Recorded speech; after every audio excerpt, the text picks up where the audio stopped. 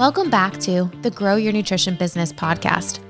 At Healthy Steps Nutrition, we believe something as fundamental as nutrition shouldn't be complicated, which is why we focus on a simple, habit-based approach. We help gym owners and coaches build successful, habit-based coaching programs without reinventing the wheel. We look at stress, sleep, mindset, lifestyle, exercise, and of course, nutrition to help every person become the healthiest version of themselves one step at a time.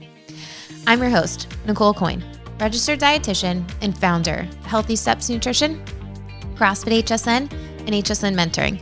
I'm also the author of the Basics of Nutrition Coaching CrossFit Preferred Nutrition course. In this podcast, I'm going to teach you how to take one step at a time to build a successful habit-based coaching program where you finally feel confident talking about nutrition to your members and your communities. Today's guest is from Precision Nutrition, an awesome habit-based coaching course. We have Craig Weller. He is a PN Master Coach. In his role as a PN coach and the director of High Risk Occupations Program, he provides guidance for the Special Forces. He has a history with the military, and in this podcast, we talk about how he first learned about performance coaching in the military and how he has translated that experience into coaching clients with nutrition and health. One of my favorite parts of this podcast is at the end when we talk about motivational drive and dopamine circuits. It was a new concept to me, but it makes complete sense. He discusses desire versus the control circuit and how to apply this when coaching clients with nutrition and health. We will get to this episode right after this message. Did you know that Healthy Steps Nutrition has a partnership with Precision Nutrition? That's right. All of our Healthy Steps Nutrition coaches can get access immediately to the PN course at a discounted rate. We also have a link so that anyone listening to this podcast, you don't have to be a Precision Nutrition or Healthy Steps Nutrition coach. You can get access to the level 1 certification at any time. Historically, with Precision Nutrition, they only have certain times they open up this course per year, but with our partnership, you can access it at any time. I love the Precision Nutrition course because they teach a lot of the habit-based coaching, focusing on just one thing at a time. There's a lot of science in that course too, which is great if you're looking for more tools in your toolbox. Precision Nutrition paired with the business support and the expertise on how to build a nutrition in a gym with Healthy Steps Nutrition has really been proven to help coaches and gym owners skyrocket their success with their nutrition programs. For more information about the Precision Nutrition Partnership, please click the link in the show notes. All right, let's get to this episode with Craig, all on mindset, motivation, and motivating your clients. Enjoy.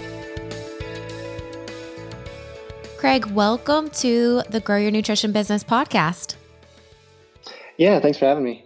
Super excited for you to be here. You have a pretty extensive background in the military and you've worked for Precision Nutrition for a long time. Tell me a little bit about your background and why you are so passionate about mindset and motivation. Yeah, I definitely did not come through like the conventional academic pipeline or the conventional fitness industry pipeline. I basically grew up in the special operations community in the military, and I actually grew up when I was a little kid in a small town in South Dakota where I had never learned to swim. And so I joined the Navy. I think I was still 17 when I enlisted. Might have been 18 when I shipped out. But I didn't know how to swim at the time, and I volunteered for a special operations unit and learned to swim while I was in the selection pipeline for that unit, which was sort of like learning to make an airplane on your way to the ground kind of thing. Oh, wow. So along the way in doing that, I learned the value of stress inoculation kind of stuff, of learning to regulate your stress responses in order to manage a challenging situation. And I learned the value of skill acquisition or physical performance as a skill process, like learning to do something, not just trying harder. Because initially, when I was in that pipeline for at least the first year, I learned how to, swim by making the shapes kind of like a drowning monkey. And I could kind of do my impression of someone who could swim, but I was always suffering, like struggling to just hang on and just make the times. And I was about 2 weeks from graduating the pipeline or the selection course the first time around, and I finally failed a time swim by just a little bit, like it was a minute and 2 seconds. And when that happened, they knew that I wasn't going to quit. I had proven that part. So they sent me to this developmental program. It was called the Brown Shirt program in the BUDS pipeline, which is SEAL training. And the program I was in was called SWIC, but they kind of bounced me back and forth. And it was in that Brown Shirt program where for the first time, I had real performance coaching, and I had someone who didn't just watch me swim and tell me to try harder. He told me ways to do better, ways to try better, like bend your arm like this, turn your head like this, breathe like this. And I had specific actionable steps that I could do to improve the skill that I was working on. And I improved more in the first month or two in that program than I did in the previous. It was actually a year and a half at that point. So I really learned the value of not just trying harder, but to have an effective coaching process, a skill development process, and the mental models that support that. And that carries over into coaching in general. And that when you're trying to get a client towards an outcome, you can't just yell at them about the outcome. You can't just tell them to go do the thing. Like it would be like being a track coach standing on the side of the track and yelling at their athlete to run faster. Like we know that this is the outcome we want, but it's not helpful if you can't describe and teach the processes that support that outcome. And that's where a lot of my coaching, a lot of my research and work has come from, is in looking at the underlying processes that support the outcomes that we all want. That is a really interesting story. And I think that's so valuable that you can relate. And obviously, that's why you're super passionate about it. I'm curious, when you went to the Brown Shirt program, I'm sure there were tips and performance cues that did not work for you, and your coach had to give you different cues, right? I would assume. Yeah. I'm sure there were things like they'd sometimes have to try three different ways to get me to understand something. I think especially because I didn't have a swimming background, so the language that they used sometimes didn't mean anything to me. So I remember once we as an instructor, but basically a coach, he would stand at the end of the lap lane, and I remember him telling me, "You're going to bend your arm," and then he'd make me say it back. "What are you going to do with your arm?" "I'm going to bend it." "What are you going to bend?" "Your arm." And he would have to like talk to me like I was a 3-year-old, because there were just little concepts that I wasn't getting when he was saying like, "Do the long pull, not the sprinter pull," or whatever. Like there's a whole terminology that didn't exist in my head. So he had to find a way to simplify it and get it across to me, because we didn't share the same background and the same vocabulary or lingo, which I think, yeah, is another thing that coaches can go wrong with sometimes, where we have this whole world and all these words and specific industry lingo that we use to relate to our client, and they have no idea what we're talking about. If we talk about behavior change or habit building or some of the gym stuff, like do something with your glutes or whatever, it doesn't always mean anything to our clients. And they also don't necessarily care, because the things that we say may not relate to the things that matter to them. I think that's such a valuable point as a coach. And I relate it to fitness super easy, right? When you go through, like for us, a CrossFit level 1 or level 2 certification, you learn some things that are probably a little bit more complex ideas. And if you simplify it, your clients will take the action and then they'll do the thing you want them to do. But you can't say, like what you're saying, like activate your glutes. Like, what does that really mean? Oh, let's push my butt up back towards the wall. Okay, that makes sense to me. I can do that. And then your clients start seeing some changes. And from a nutrition coaching standpoint, I think that's so valuable, because it allows you to add more tools in your toolbox, knowing that the same trick, the same cue, the same tip is not going to work for every single person. Yeah, absolutely. There's a thing called a curse of knowledge, where once you know something, it's hard to remember what it's like to not know it. And you just live in the assumption that it's called a naive reality or naive realism, that the other person's world is the same as your world. Like I just remembered something that I talked to a friend about the other day, where I think I was 3 or 4 years old, and I was helping my dad clean out our garage or organize our garage. And I would pick something up and ask him what to do with it. And he would direct me to like a box or a shelf or something. And sometimes he would want me to throw it away. And so he would tell me, pitch it, which is just a like Midwestern colloquialism for throw it away in the garbage. But I was like 3 or 4 years old and I had just learned to play baseball. So when he said the phrase pitch it to me, I would walk out the door past our garbage can where he couldn't see me and do my best baseball player wind up and launch it into the yard as far as I could. And then come back inside and grab something else. And he would tell me to pitch it again. And I did that for like most of an afternoon before he walked outside and saw that our yard was completely covered in garbage because I had been like baseball player throwing it out in the yard because he told me to pitch it. And so when you know something or when something has a particular meaning to you, that's not going to be exactly the same meaning that it has to someone else.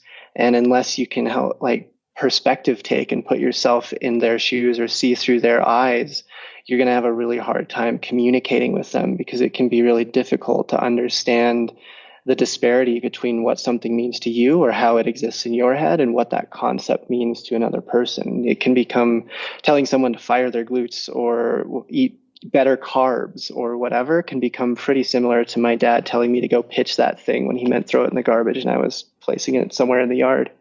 That's a really great analogy. I think it's interesting. We're heading into a season of the holidays and the new year when everyone's really motivated to lose weight and they want to try all these crazy diets. And I think this can segue perfectly into, as a coach, how do you help clients understand what they really need when what they think they need is a super restrictive diet to see results that they want?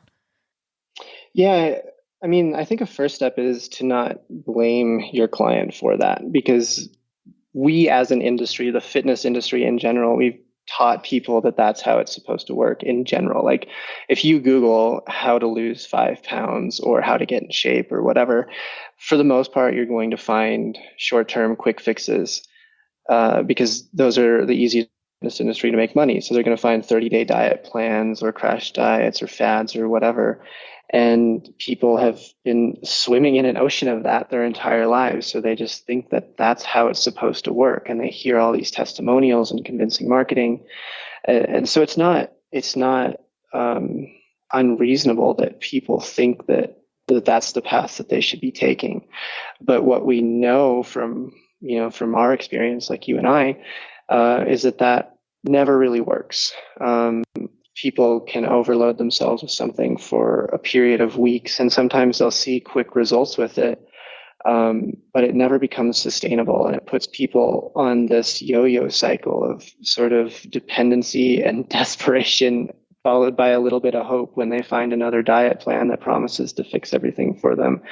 And the only way to really break out of that cycle is to look for the behaviors, the long-term habitual behaviors that will support the outcomes that they're after. Like when they want to lose weight, we have to look beyond just, how many calories are you supposed to eat or what are your macros supposed to be, and look at all of the other things that will support that outcome in the long run in the way that it becomes a conscious or an unconscious automatic habit and a sustainable thing for them. And when it becomes an unconscious habit, then people say it's easy, right? And it becomes part of their lifestyle. But there's a big piece of the puzzle, the motivation side of things, that we have to help clients understand so that they can continue. Because we know that changing habits and losing weight, keeping it off, really changing your lifestyle is not the easiest thing in the world. Like there's a lot of temptations around us. And as coaches, we have to help clients understand the reason why they're doing it and help them find their motivation at some points. How do you work with clients, and specifically the motivation and mindset piece? Um, yeah, that's a good question. One of the things that we do is try to reduce someone's dependence on motivation, because motivation is very fickle and it tends to wane over time. So we look at processes over outcomes, or we look at systems over symptoms. So rather than relying on motivation and willpower to do something, to not eat the ice cream or to eat broccoli instead, or to get up at a certain time, we look at the system that's around them or the environment that's around them and try to find ways to change that environment in a way that makes it easier to do the behavior that they want to do. Like there's a lot of research on willpower, and one of the things that they find is that people who seem to display high levels of willpower based on the things that they do don't actually exert that much willpower throughout the day because they've designed their environment in a way that they don't require willpower. So if if you have this habit of eating a bit of ice cream before bed every night and you realize that it's adding enough calories, enough sugar to your diet, that it's impairing your weight loss goal, you could leave the ice cream there and then just grit your teeth every time you walk past the freezer and every time you come home from work and you're tired and exhausted and your kid threw up on the floor or whatever, and then just hope that you have a ton of willpower. Or you could just get rid of the ice cream and remove it from your environment so that you don't have to execute willpower or use willpower to do that thing or not do that thing. So we try to structure people's environments so that they're not relying on willpower so much because it's a short-term thing. And that's another thing that's tied into this diet mentality, that if you just suffer really hard for a couple of weeks, for a month or two or whatever, you just burn through all your willpower, then you're going to fix everything and it becomes magic. But what actually happens at the end of that is you're exhausted. You haven't developed any new behavioral patterns. Like, you haven't developed any new ways of really thinking about things. You've just been overriding a baseline for a long time. And then your willpower is going to fade and you're probably going to go back to doing things the way you were before. But if you can make longer term changes to your environment, then you're more likely to be able to sustain that new behavior because it costs less for you to do it, or it can become desirable for you to do it. That is such a good point and one actionable step that every single coach or gym owner listening to this can take. Like, let's help our clients create a plan that's going to set them up for success. And I love that you brought up the example of the ice cream. I know for me, my thing is Teddy Grahams. It sounds crazy, but I love them. And if they were in my pantry, I would grab a handful probably every time I walked by, but we don't keep them in the house because I know it's something that causes me to want to have them all the time. Right? I think another thing when we look at willpower is the support system you have around, right? So who are the people you're surrounding yourself with? Are they constantly tempting you with things that are going to cause you to fall off track?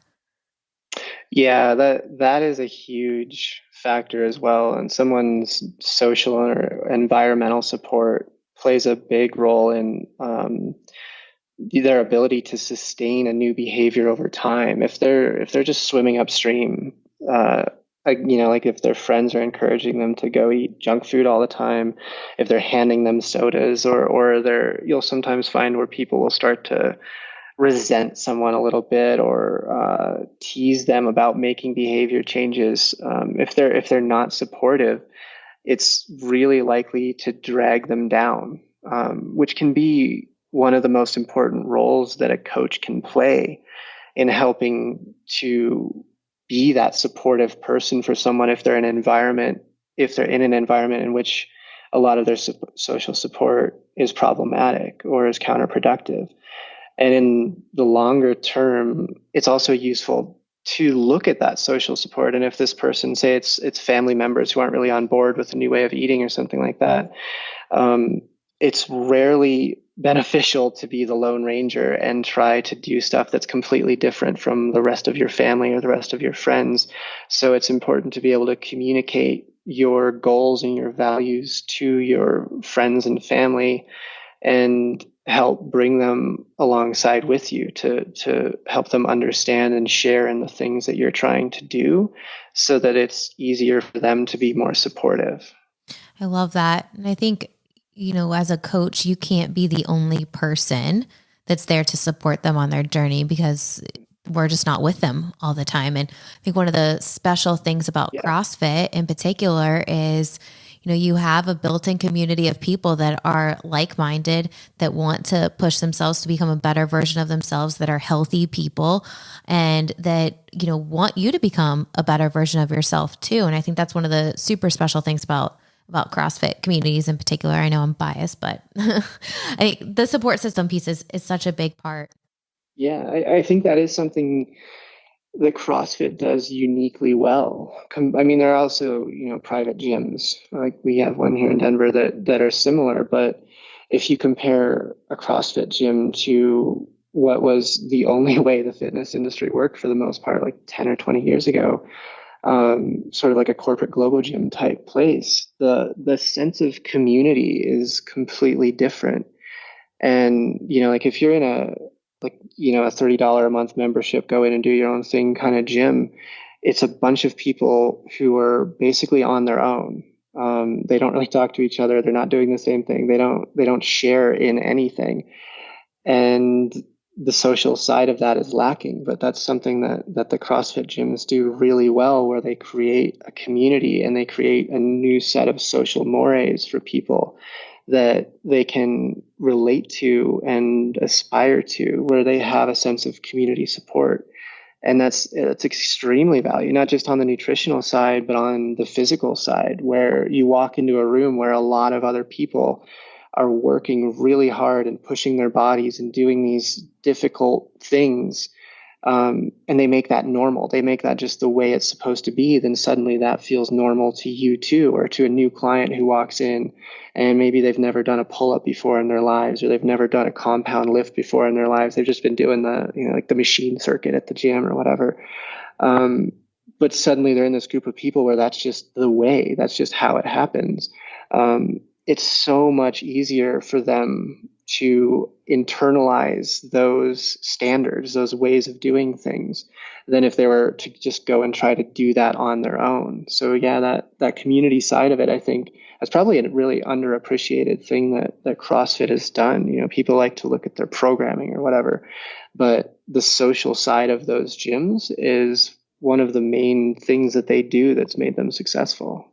I think it's super interesting. We're talking about it related to fitness, but you look at, if you take a CrossFit gym that already has this super strong support system on the fitness side, and you add in a layer of nutrition onto it, think about how much more supported all those members would be, because there is the nutrition and the fitness piece and the support system within a CrossFit facility. It's incredible what happens. I know it's with our gym, like eating healthy is our culture, right? Like we talk about things all the time. We talk about nutrition all the time. We share healthy recipes, and CrossFit's in a unique position. CrossFit affiliate owners are in a unique position where they can build nutrition and healthy habits into a culture and build a wildly successful program while also helping their members take control of their health and become the healthiest versions of themselves.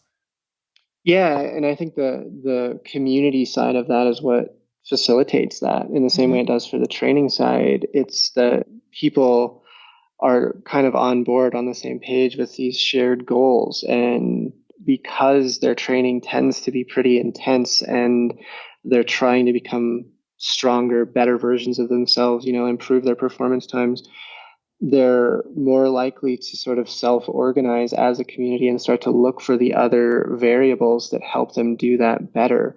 And nutrition becomes the really obvious leverage point that they have to do that. And it's just as important as the training side of it. And in the long run, especially if you're trying to keep people healthy, especially when they're training really intensely, nutrition becomes a critical part of that.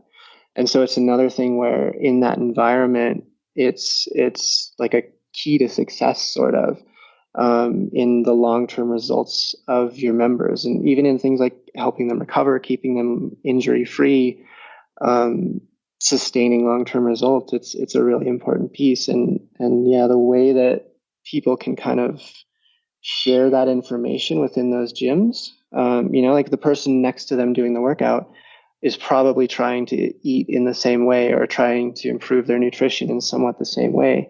They may have a different journey to get to that goal. You're going to have to individualize pieces of it, but that they're walking in that direction. They're trying to do that thing. And so it creates this group of people who are all moving in the same direction. I love that. One thing that we were starting to talk about before we started recording this podcast is the idea of desire versus control. Talk to me a little bit about that. Yeah, so that's related to motivation and how we can control or manipulate our sources of motivation depending on what we're trying to accomplish. So within dopaminergic circuits or in motivational drives, there's a split between desire-based dopamine circuits and control-based dopamine circuits. The desire-based circuits are things that emotion or amplify emotional signals. So they're the things that push you to seek out a bowl of ice cream, find a new partner, buy a new shiny gadget that's going to change your life. They're the "I want it" kind of circuits, and they're useful. They're important from time to time. We need them. But the other side of that is the control-based dopamine circuits, which are more active or activate the logical parts of your brain and help you to create and take actions that are in the interest of long-term goals. So in a control-based dopamine circuit, you're not immediately just getting the ice cream. You're doing the things that will allow you to get ice cream in the future. The control-based circuit, it helps to orient you towards a process-oriented approach or an aspect of a growth mindset in which you're not focused so much on the outcome of what you're doing, but on the smaller pieces of the process. And you start to think of it in a way where accomplishing the process becomes rewarding in itself. So, whether say an outcome is you want to lose 5 pounds at the end of the month, then you can hinge your happiness and your motivation on what the scale says at the end of the month. Or you can think of all of the things that are going to lead you towards that goal. So it's the difference between the track coach yelling at the athlete to run faster or the track coach giving the athlete specific things to do in order to be able to run faster. If you can focus yourself on the small daily steps of that process and help to activate your control-based dopamine circuit in doing that, then you start to feel good or feel driven to accomplish those small daily steps, those small actions, because they're part of the process that gets you to that long-term goal. Where if you are stuck solely on the desire-based side, then your motivation is dependent on an outcome that you don't necessarily have control over. And if it's a long-term outcome, your motivation is also likely to fade because there's going to be a lot of other things that will compete with it that become more interesting or immediately gratifying along the way. This is such a valuable concept for coaches, right? Because I think what happens as a coach when we look at these two different types of circuits is we help clients be more intentional and make less decisions out of impulse, is what I'm hearing. Yeah, it helps you create sort of a long-term plan and focus on the process involved in executing that plan rather than chasing outcomes. Like did I lose weight today, or did I generally eat better today?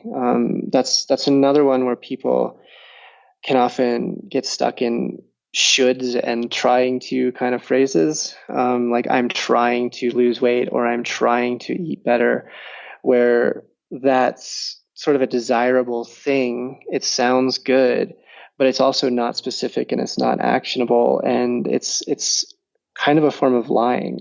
There's this woman named Dr. Edith Eger, who was a Holocaust survivor who became a psychiatrist, and she has this phrase that trying is lying. That you're either choosing to do something or you're not.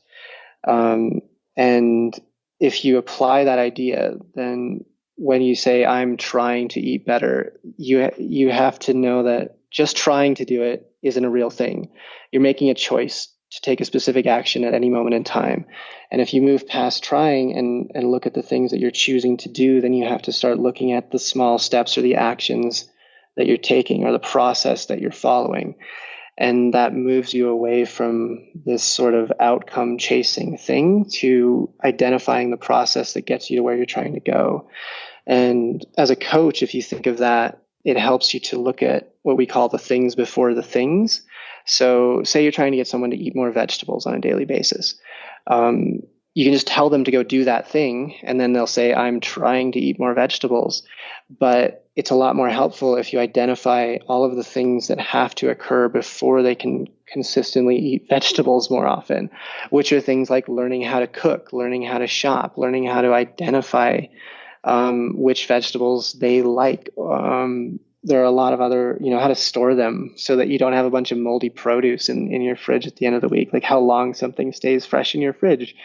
There are a lot of other things that have to happen before that outcome of eating more vegetables can be accomplished. And the more you look at those preceding factors, like those factors that underpin the bigger outcome, and address those things, the more likely you're going to be able to help your client achieve long-term results, or make these behaviors sustainable in the long term.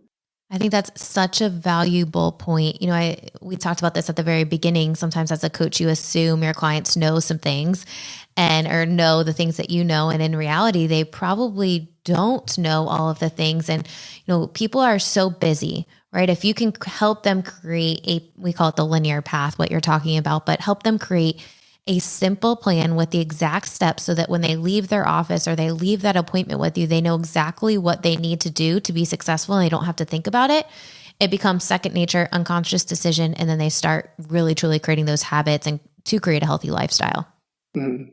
Awesome. What is one actionable step as we wrap up today? What is one actionable step that coaches can do to better themselves when working with clients on this desire versus control dopamine circuit or anything that we talked about today?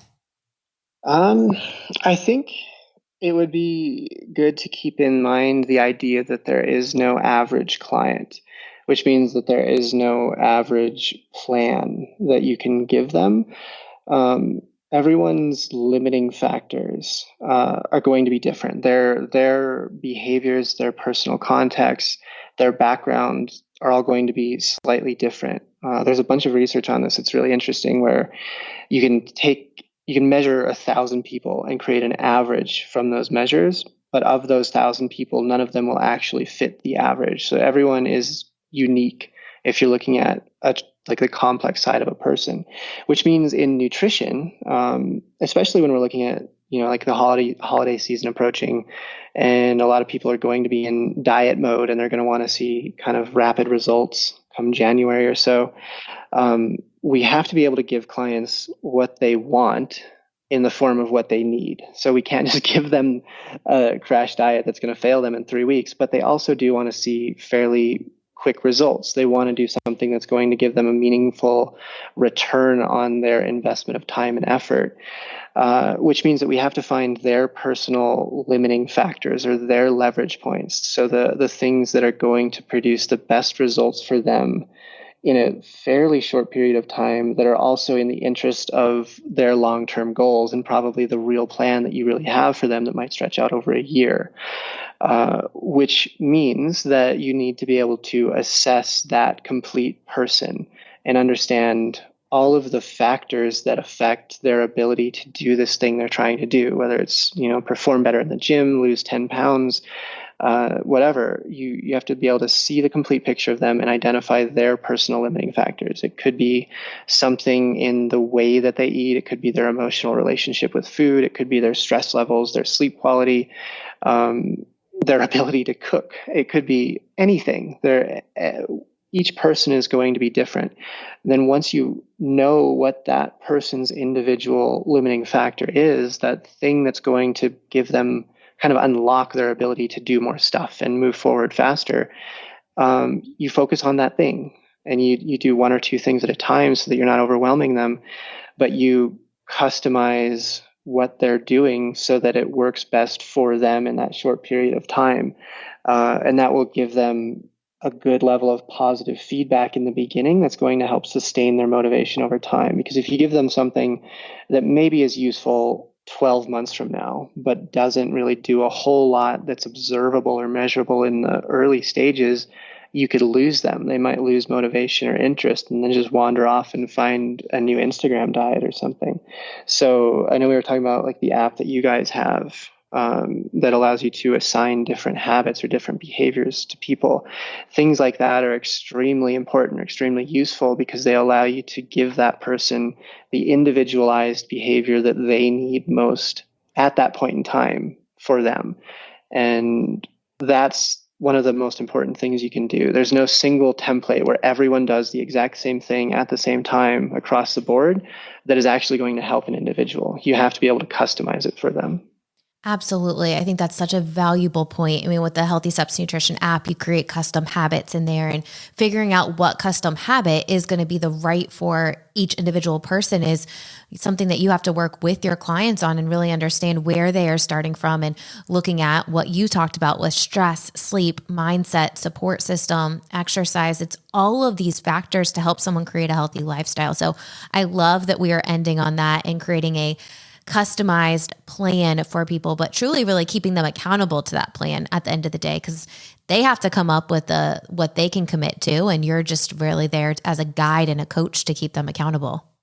Craig, thank you so much for coming on the podcast. Yeah, absolutely. Really appreciate you spending your afternoon with us, and I hope to have you on again soon. Yeah, thanks for having me. This was fun.